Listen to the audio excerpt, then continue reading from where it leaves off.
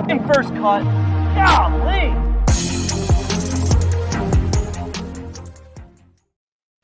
Welcome to the First Cut Podcast. I'm Rick Gehman, and this is your recap episode for this week's 3M Open. Joining me to break it all down, Patrick McDonald is here. Hello, Patrick. Are we sure the guys are done playing the 18th hole there at TPC Twin Cities? It felt like the final round took 5 hours, but the 18th hole took 6 hours.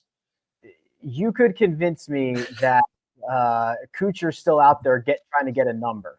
I could be convinced on that. Yeah, for sure. Just to lay up. It is. Greg DuCharme is also here. Greg, it is weird because that hole is very dramatic. And because there's a championship on the line, because there's trouble everywhere, yet the way that you have to play it and the way that professional golf works, it just creates a yearly logjam where that hole, which is set up for so much excitement, drags to the finish line. Yeah, well, the penalty area or the water or the pond, the lake, I guess we should go with lake. The lake on the right-hand side, the way that it sits on the hole, it makes for a very challenging layup shot. So if you're in that left rough or somewhere else deciding what to hit, if you're not going to go at the green, there's kind of a lot to figure out. You know, what club do I play? What's the angle I'm looking for? Where do I hit? What's the leave? Can I go for it?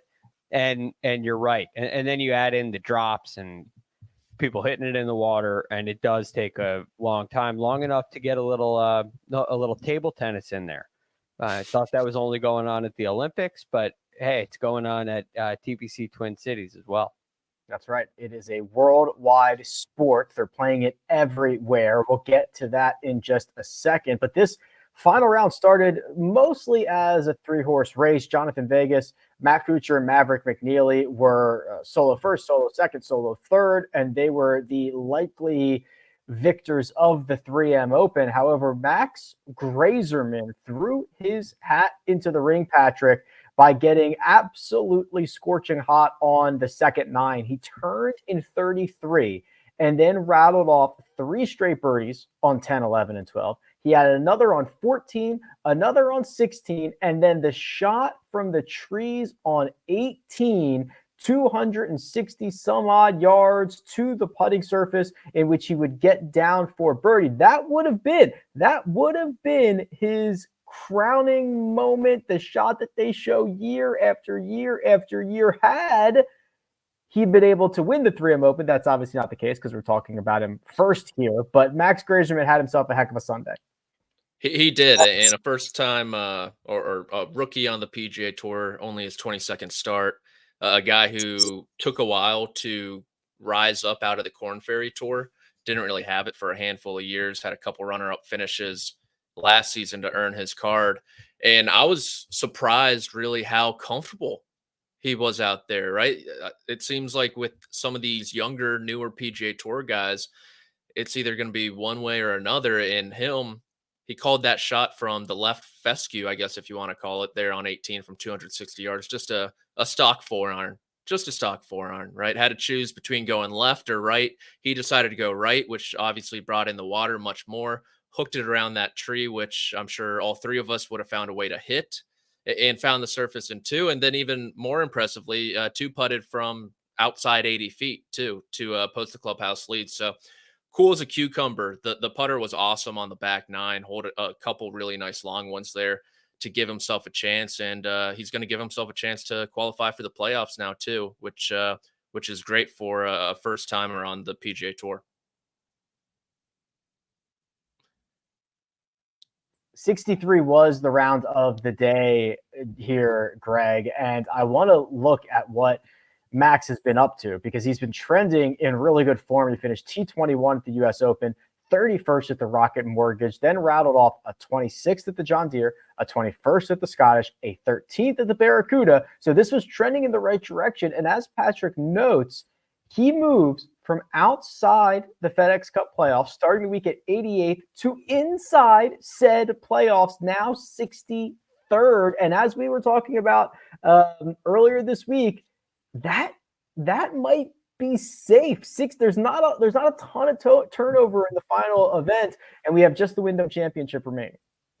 I do think he'll be safe because there also seems to be. I haven't looked at the final projections. Excuse me, right now, but heading into this week, there were some pretty significant point differentials around there, where somebody would have to get really close to winning to make a big jump, and because there's just not that much room near the top of the leaderboard, there's not that many points up for grabs. It's really hard for 6 guys to fall out, let alone 7. So 63rd really should be safe. And this late season push has been great.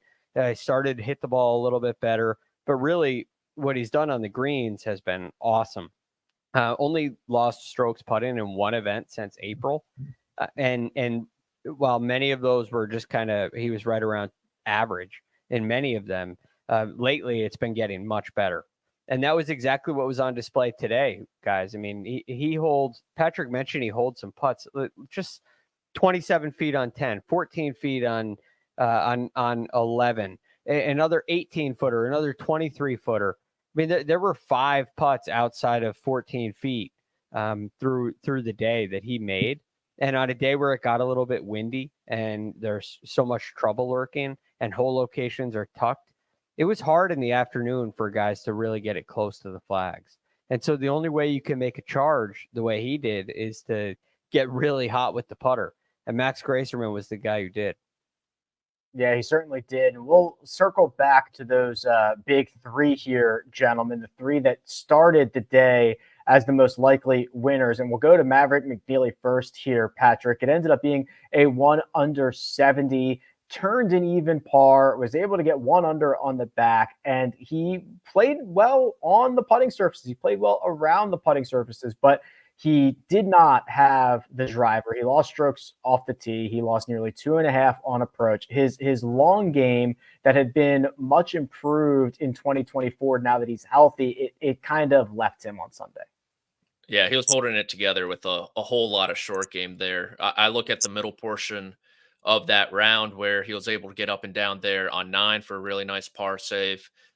He was able to get up and down on 10 from a weird lie from just short of the green. He was just outside the bunker, but that's where a lot of sand had compiled, and hit a great shot to 5 feet, got up and down on 11 as well after he short-sided himself. That was a sensational shot.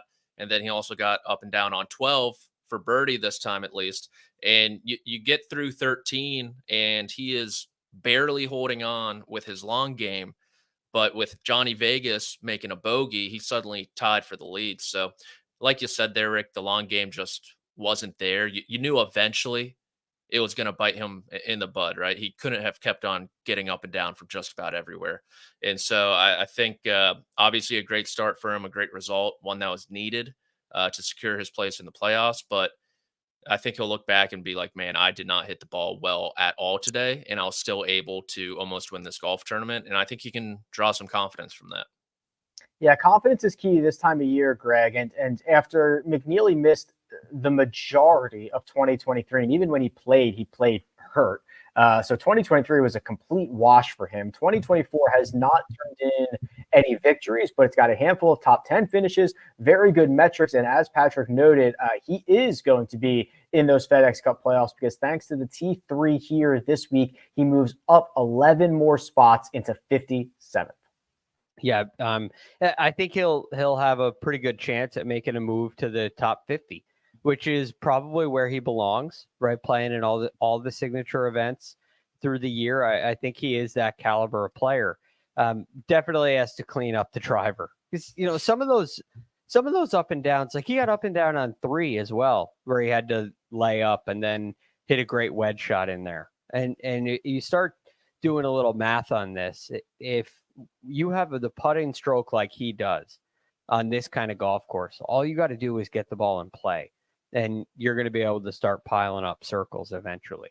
But when you're constantly fighting back and missing fairways, having to lay up, and then all those putts are going to pars instead of going to birdies, it's really hard to hold on. And then you finally get a great look early at number 6 and miss it, and from like 8 feet. Right. And those things they just kill momentum.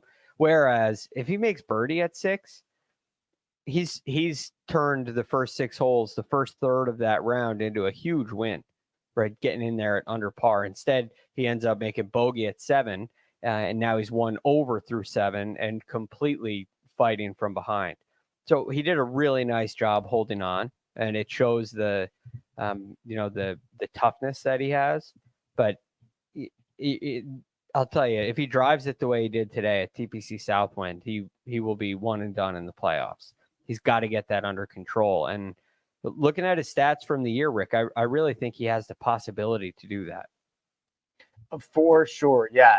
He started the year a lot of the year. He drove it much better than we saw this week. He bookends the week with a pair of 70, 66, 63 in the middle. We'll turn our attention to the other golfer who finished in a tie for third, and then our winner of the 3M Open. But first, we're going to take a quick break and hear a word from our partners.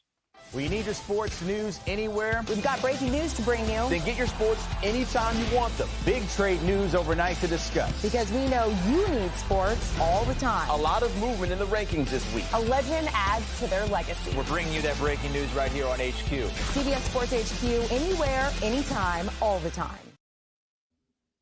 And we're back. It is Matt Kuchar, who also finishes in a tie for third thanks to a Sunday 71 that is even par. And Greg, I'm going to throw this one to you first here.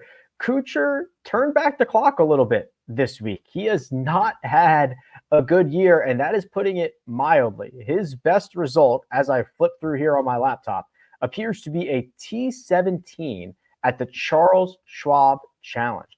That is it. And then, of course, this week he goes out, leads the field in strokes gained approach, has himself in the mix throughout the entirety of this event, just with one T17 this year. Yeah, really, really impressive stuff. Surprising that he got himself into the mix this week. I was watching him a couple weeks ago. I don't even remember which tournament this was, but he was really like hobbling around. He was making some strange swings. It looked like his back was really bothering him. So these are the kind of things that happen when you get to 46. And so what happens to your practice time? What goes on and all of that? You don't know. It can definitely get limited at times. You could be more on a day-to-day basis.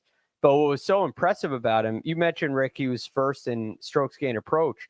He had only missed 5 greens of regulation coming into Sunday's round.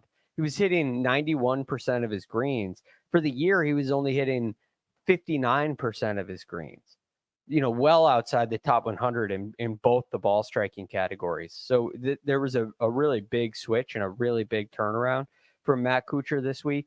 And the disappointing thing today, you watch, he gets to 15 under, 17 under wins. He makes 3 bogeys. He didn't get up and down one time. He technically hit 14 of 18 greens. One of the 4 greens he missed was on the fringe on 17. The other 3 greens that he missed was on 4, 7, and 8, and he didn't get any of them up and down.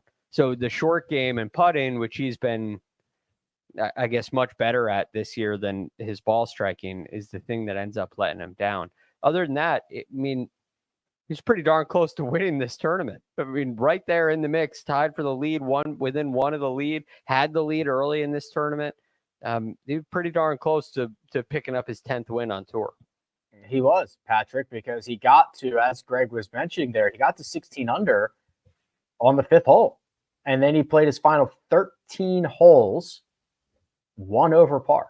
And that is really kind of the problem here, especially with there's 3 par 5s during that stretch. There's a lot of opportunities that other guys took advantage of. Kuchar played his final 13 at 1 over, when 17 under would have gotten you into a playoff.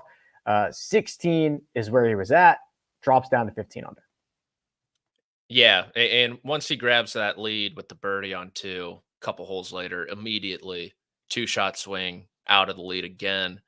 And like Greg said, he hit his irons good today, but for someone like Matt Kuchar, you just have to play out of the fairway. He doesn't have the firepower of a Johnny Vegas, and he only hit 3 fairways on his back 9. And so despite that, he still hit all 9 greens if we're counting the one on 17, which I am. He just never really got anything close, and that's how you only end up with 1 circle on the scorecard being the par 5 12th. So I honestly thought coming into the day he was going to be the guy to get it done, just because you looked at the profile. Okay, typically very good putter, even though it's so bizarre that he locks it to his back arm. Just crazy to me. The former front arm lock guy goes to the other arm, and you'd say, okay, typically a very good putter leading this field from tee to green, doing a lot of good things. And unfortunately, it just the tee to green kind of fell apart today, despite despite hitting 14 greens. He never really gave himself a really good look coming down the stretch. I just remember one day he switched arms that he was arm locking, and I was like, what? Did he forget which arm he normally uses? This is the most bizarre thing I've ever seen, but that's what he's doing. He's going off the right arm. So zoom this out a little bit here, Greg, because the 3 who were in the mix heading into Sunday, we've covered 2 of them. McNealy shoots a 1 under 70. Kuchar shoots an even par 71. Johnny Vegas does not need to do all that much to win the 3M Open, except that he's getting pushed by Max Greyserman, who just runs out of holes. They play a couple more holes. Maybe this is Max that we are talking about here, but Vegas, all he needs to do to capture his 4th career PGA Tour victory is shoot a 1 under 70, which he does. He goes out in even par, and he is still even par standing on the 18th tee. And Greg, did he stand there? Because he stood there and stood there and stood there, getting iced not only before they teed off on 18, but throughout the entirety of the 18th hole. Yes, which is so challenging. Now, these guys are obviously used to it. This kind of thing happens from time to time on tour. Doesn't always happen on Sunday afternoon when you have a chance to win, but it does happen. And he handled it very well. I thought the putt he hit on 18 from some 90 feet was incredibly good touch, which I thought he displayed throughout the day. All of his lag putts really had the right pace. He never looked nervous on them. It never looked like leaderboard gravity was getting him, even though he did make some mistakes. The one time when this was looking a little nervy was on the very first hole when he chunks an 80-yard wedge shot. That could shake you up, but he got it right back. Hit a great shot into 4, makes an easy birdie at 6.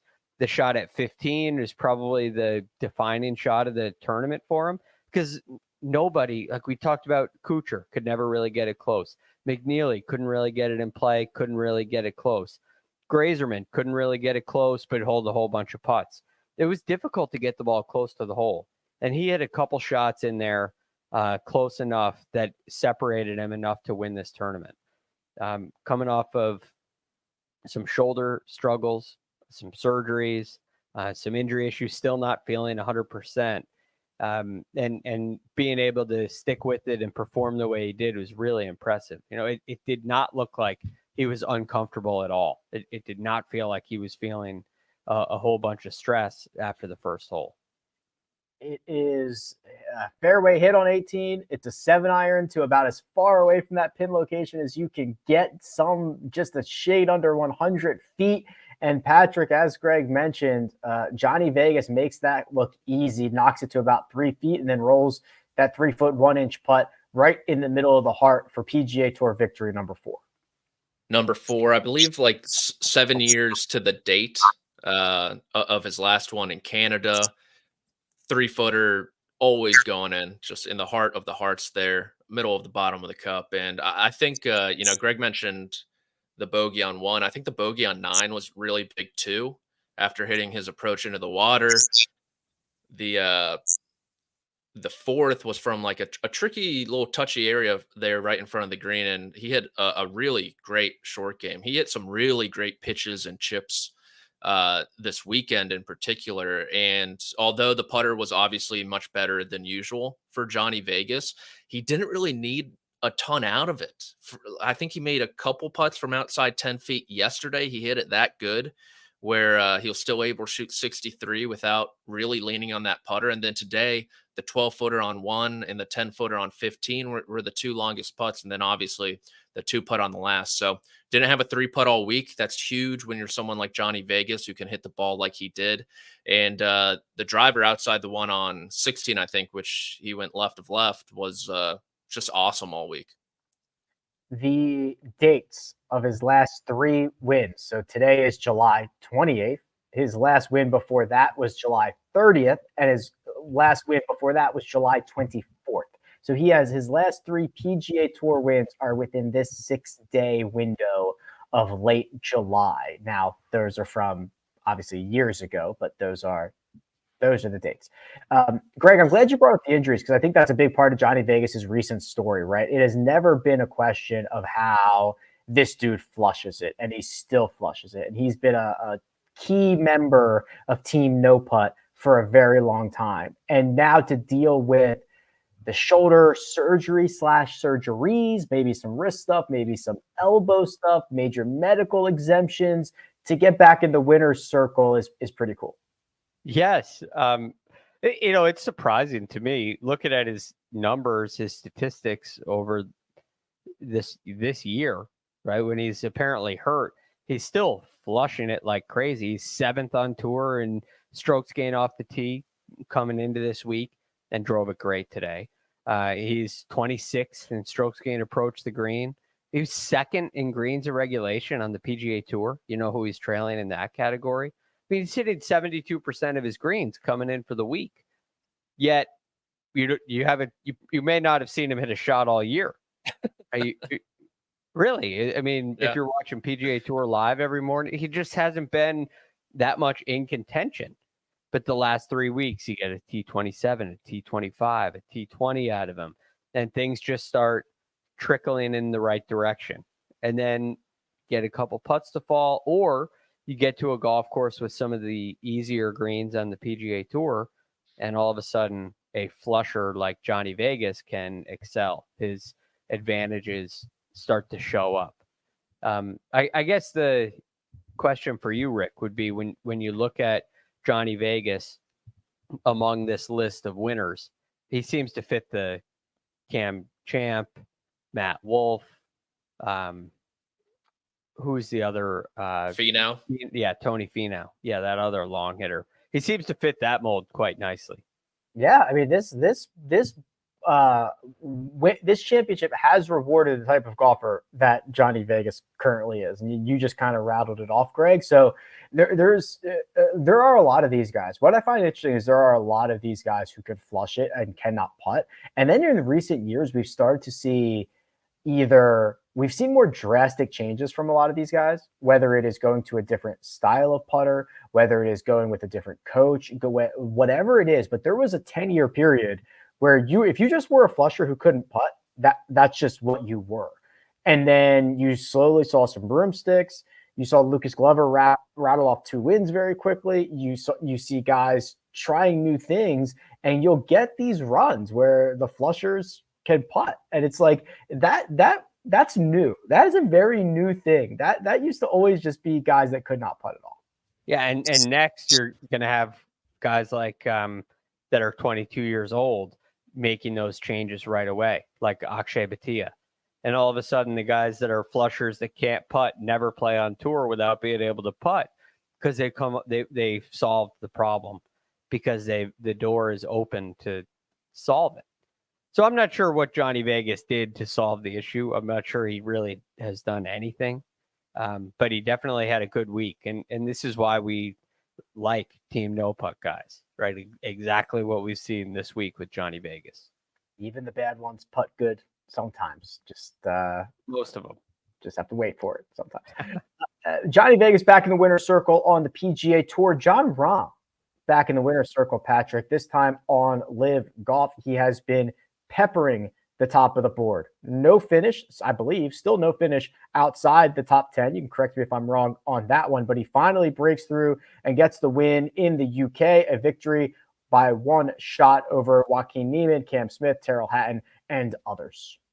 Yeah, a lot of people throwing up over themselves there in the final round at LIV Golf. Andy Ogletree, Georgia Tech legend, I believe his lead ballooned to as many as 4, started birdie in his final round. Then I think he looked at the leaderboard. It's like, oh my gosh, I'm winning by 4. He carded 3 double bogeys throughout the course of his round. Paul Casey was in the mix, and then he hit 1 OB late. And even, I mean, Tyrrell Hatton, who finished in second, 3-putt on the last to not force a playoff with Rahm, who honestly, Rahm tried to give it away too. He 3-putted the 17th hole, missed like a 3-footer, and ultimately got out of there. So look, Jon Rahm could be one of the best players of this past decade if he continues to play Super Bowl golf for the next 5 years or whatever.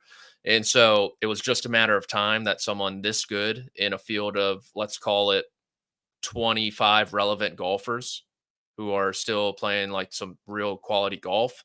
No offense to like a Phil Mickelson or some of these other names on the Ironheads in particular. I need them to show a little life here. Genshiro Kazuma, maybe. Show me a little bit. Hudson Swafford, what's going on there? And so it was just a matter of time that someone like Jon Rahm, who's a top 5 player in the world right now, would come through and win. So it was a great leaderboard. You mentioned some of the names: Cam Smith, Joaquin the Dream, and yeah, good for Rambo. Good for Rambo. Just a matter of time, Greg. I just find this whole thing annoying. I not the whole LIV PGA thing, which of course I do find very annoying, but the week after a major championship, Jon Rahm hoists a trophy and just like rub salt in the wound of how good majors are, because everybody plays together and all the storylines and all the best competition. And Jon Rahm, Johnny Vegas beats a field at the 3M, and Jon Rahm beats a field at LIV Golf UK that Patrick described quite fittingly. And I'm like, I just need these guys to all play together. I need it. It would definitely be beneficial. I don't think that anybody's really winning right now. It's a strange thing, right? I mean, how many people are enjoying Jon Rahm's victory? I don't know. It did seem like there were some rowdy fans at the venue that were kind of bothering Jon Rahm. I know he's easily bothered, but there was a lot of frustration. It seemed a lot of backing off. So I guess they enjoyed it. On LIV Golf, but this is something that I do feel like we're getting closer and closer to resolving. I don't know what it looks like, but I don't like the way these last couple of years have gone. I wish more than anything we could just hit edit undo and go back to the way it was, because I think it was a whole lot better than it is now. Control Z, this whole thing, undo it all. That is not possible, so we're going to have to figure out a new plan. We are going to cover the 3M Open bets for this week, which I assure you will not take very long because they were horrendous. We will update the one and done selections. Then we'll maybe give a quick little tease to what is happening next week, because there is golf, worldwide golf, no tours associated, being played next week. But first, we're going to take a quick word and hear from our partners. Never before seen matches and new rivalries unlocked. Trust me, we're just getting started. The Summer Cup is here. Let these games begin. And we're back. We must recap these best bets. And Josh, just put us out of our just show it. It's a lot of red, I imagine. Yeah, we got one push. Greg. That was Michael Thorbjornsen over Ben Griffin. That's the closest thing we got to a win. Akshay did not beat Sahith. Nick Dunlap did not beat Emiliano Grillo. Sniffed a couple of these guys for outrights, finished inside the top 10. Well, Cam Davis coughed it up on, he wasn't going to win, but he coughed it up on 18. Kurt Kitayama, I think, had himself a top 10, Patrick. So we had some guys that played all right, but certainly not to the standard in which we needed them to. No, not our best efforts, but it's that time of year. It was a major hangover for all of us as well. Clearly, it got to our brains, affected our picks a little bit, and we're on to Cincinnati. The Thorbjornsen Griffin push, they both missed the cut. They did shoot the same. I think they both missed the cut by one, maybe by two. But anyway, it reminded me of this Club Pro guy tweet right before the Ryder Cup, where he said, now is about the time you start hoping your opponent just plays absolutely terrible. And that's what this felt like for I'm just, as Michael Thorbjornsen's bleeding away, going from contention to the cut line to outside the cut line. Like, please, Ben Griffin, just be playing terrible. I hate doing that, but that's the way it was. So we're not all red. Yeah, you're playing a match and you're thinking, man, I don't have to win this, but I certainly need this guy to lose it. Because I'm in trouble here. Well, Greg did get us our win in the bonus bet. So Taylor Pendrith did finish inside the top 20, though. That became a little nerve-wracking after the Saturday round, Greg. He was your Friday leader, and then Saturday you were wondering whether this top 20 was going to hit or not. Yeah, I was kind of wishing he was up in the outright card, in one of those squares, maybe here too. But what was fascinating about this, Rick, is how tight the lead was to the top 20. He was still kind of in the mix, and he's one shot clear of top 20 or two shots clear of top 20. And this could very easily go badly. Fortunately, it didn't. He played great. He probably should have won. He probably feels like he should have won this tournament, not just because of Saturday, but he missed 3 putts inside of 8 feet today, which he lost by 3. So he made some long ones too, but very easily could have forced a playoff or won this thing outright. Taylor Pendrith playing well, having a great year. We will turn our attention now to the one and done stuff. But Patrick, why are we on to Cincinnati? What is going on in Cincinnati? Oh, that's the Bill Belichick quote. Oh, we're on to Cincinnati. Yeah. Next week. Nice. The Bungles. Nice. You would never. Yeah. Interesting. Okay. One and done. Kyle had Lee Hodges. That was worth $0. Josh and Greg had Akshay Bhatia, and that got you 17,415 smackers. Just keep it. No, you have to take it.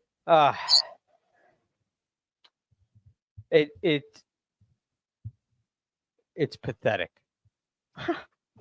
It's very disappointing. It's not pathetic. I just wanted to get into the playoffs in the mix. I thought Akshay this week was the way to do that. And here we are again. I'm rooting for everybody else to make terrible picks. Well, we mostly made terrible picks. The Cam Davis selection for Mark took about a $200,000 turn for the worse, thanks to his big number that he posted on 18, which earns Mark $99,549. But Patrick, the Ricks have won the week thanks to big hunky Tony Finau, who earned us $151,296. We'll take it. I'm not totally happy with it. Tony Finau should have won this golf tournament. I don't know how, but he should have. He had 20 birdies and an eagle. You just play it bogey free. You run away from the field this week. But man, it was there are guys pouring in eagles on the 18th late, and I just saw Tony's name drop. He finished at like T9, and then Sam Burns made an eagle. Matt Neesmith made an eagle. Kitayama made an eagle. I'm like, you guys have got to chill out. So we obviously got closer to Greg, which is awesome. But without Russell Henley in my arsenal for the Wyndham Championship, I'm going to have to do some soul searching over this next week. Well, the thing for you is you're in a weird spot because Mark and everybody else, we're not going to catch you for the most part. You're probably not going to catch Greg without going nuts. So you're just kind of in this weird pickle. I'm at least like $150,000 for me is massive so that I can try to hold off Josh and Kyle and try to pass Mark. If I get to tell Mark for the next year that I finished ahead of him in the one and done, that is worth X amount of money for me. And you're trying to get on the podium. Right. I'm trying to get on the podium. It's Olympic season. I'm trying to get myself a medal here. I want to hear the national anthem be played. Like I got it. That's a lot. Patrick's just Fascinating. Yeah, Patrick's in no man's land. I've got a lot of players left. There's not many events left, buddy boy. Rory, Victor, Wyndham, others. Can we assign? Mark will hate this. Can we assign a purse to the Olympics? I want to play Kiradad Affy Barnrat or somebody. I would play Alex Noren if we had the opportunity, because he's going to be your gold medalist. Sepp Straka, silver medalist, and then Colin Morikawa, your bronze medalist. That is very on brand. Yes, I mean, I could definitely see that happening. How much is an Olympic medal?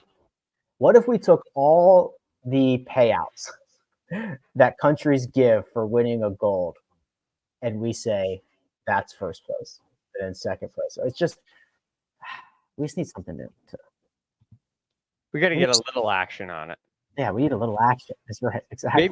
Maybe we could just play this internally. A one and done or a 1 week pick, a single pick, and there's a little emoji that goes next to your name for the next 4 years. Wow. You take 4 years. I think I love this. Would you be willing? Can we hold on? Can we solo Greg? I want to see his emojis and I'm on my laptop. Okay. Yeah. So what we could do, Greg, is I believe there's a gold medal emoji. Yeah, with like maybe it has a 1 in it or something. I think it does. I think there is.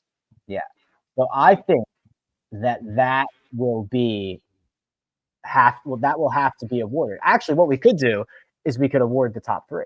We could award medals internally for the next 4 years. I really like how long it lasts. Yeah. Until the next Olympics. Listen, you just gotta earn it. You get to keep it. You gotta earn it. I'm in if you guys are. I love it. Yeah. And like, if we don't want to do it, everyone, it could also just be us 3. And then you have Mark and Kyle, and they're like, why do those guys have medals and we don't?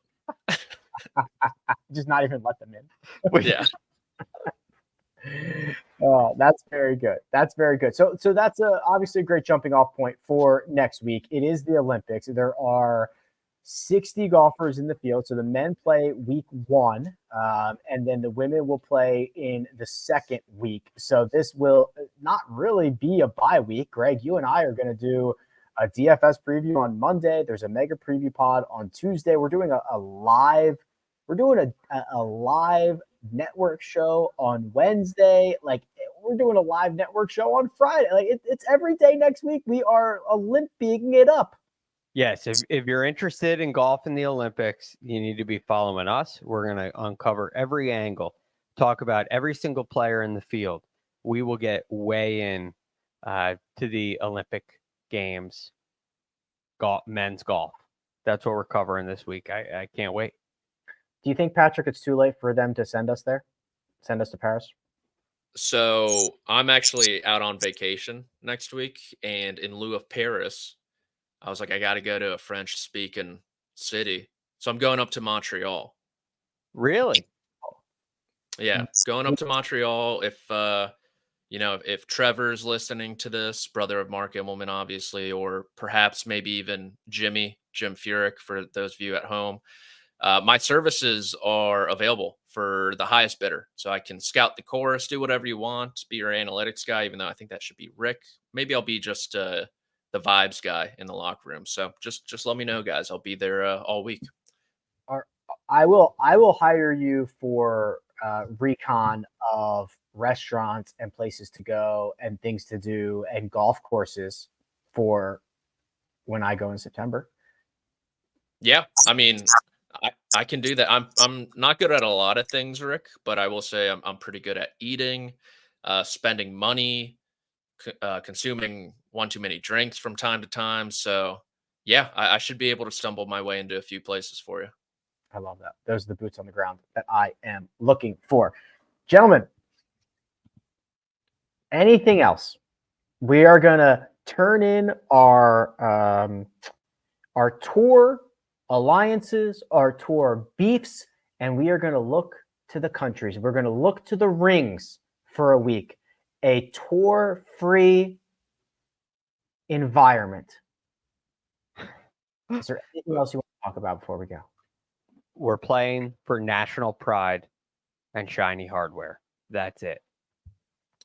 Who do you think's tearing up the Olympic Village?